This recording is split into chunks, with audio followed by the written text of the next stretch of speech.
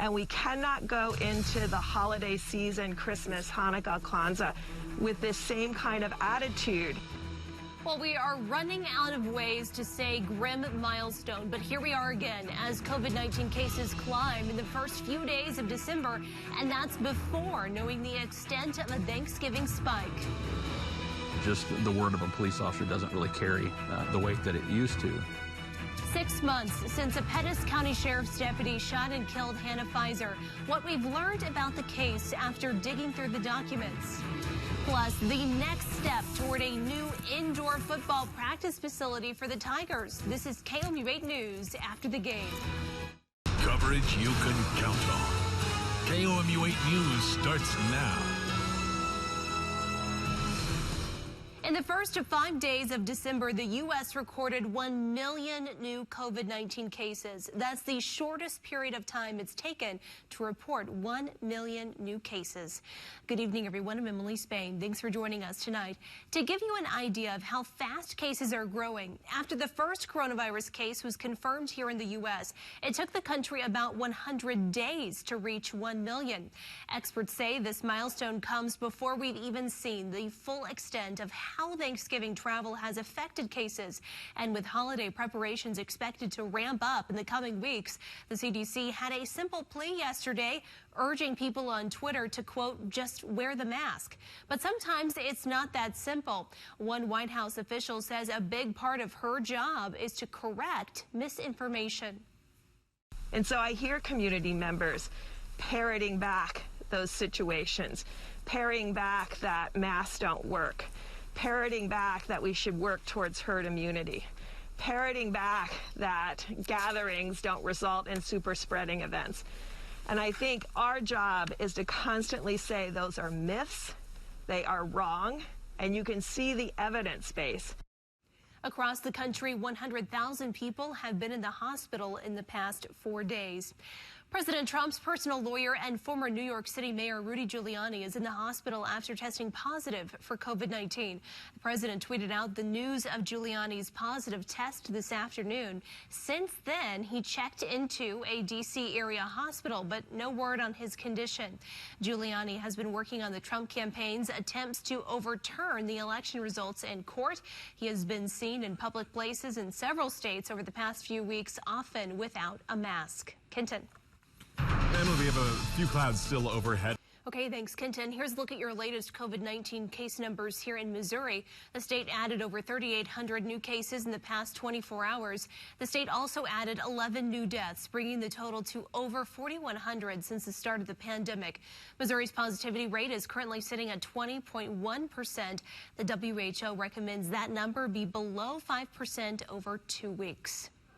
Mexico, Missouri students are headed back to the classroom tomorrow, but not without some changes. As KOMU 8's Corey Johnson found, the changes are backed by new quarantine guidelines, but they might not protect everyone. The district is still in the red zone for new cases, according to its website. So the district will limit visitors and also no fans allowed at sports games. Under the state's new guidelines, close contacts are also expected to still quarantine at home when not in school. Here's a look at how schools across Missouri are broken up by in-person and virtual learning. The dark green schools in this map have full in-person classes, while the lighter green are in-person with a distanced option. You can tell most Missouri school districts are still having some form of in-person learning. The yellow districts like CPS and Southern Boone are fully virtual. Districts like Blair Oaks that are a blend of in-person and virtual are in blue.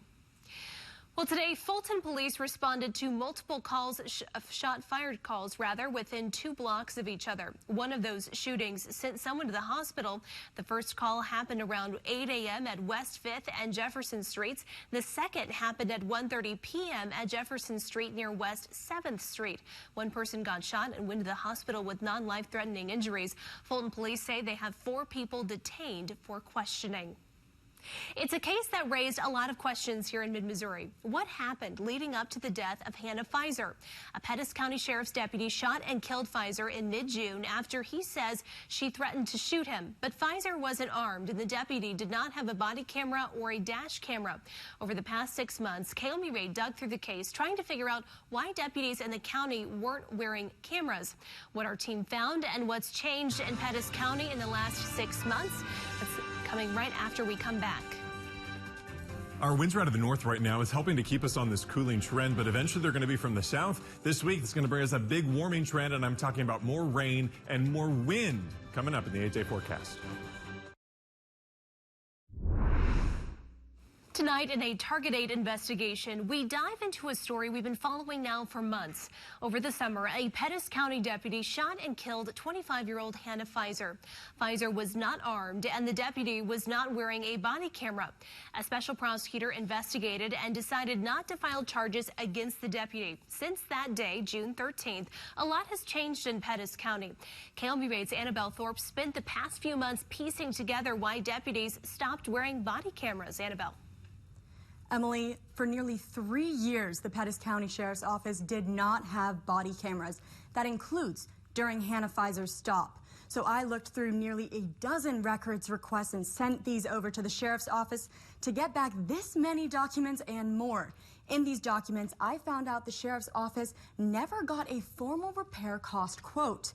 And while the Sheriff told me that the office applied for grants, these documents say otherwise. The incoming sheriff says one of the first policy changes he'll make as sheriff is about body cameras. He wants to make sure the deputies' cameras are on during every public interaction. Now, for a breakdown of this story and to learn more about how the body camera system actually works, head to our website, KOMU.com. For Target 8, I'm Annabelle Thorpe. Well, we don't have much rain in the next 3 days here, as you can see, but if we go back about the next 7 days, our conditions are going to be much more. We're actually going to see better chances for rain in that 8-day forecast. I'll be tracking that coming up. Ahead for us tonight, a dream 20 years in the making for the Mizzou Tigers. The next step toward a new indoor facility.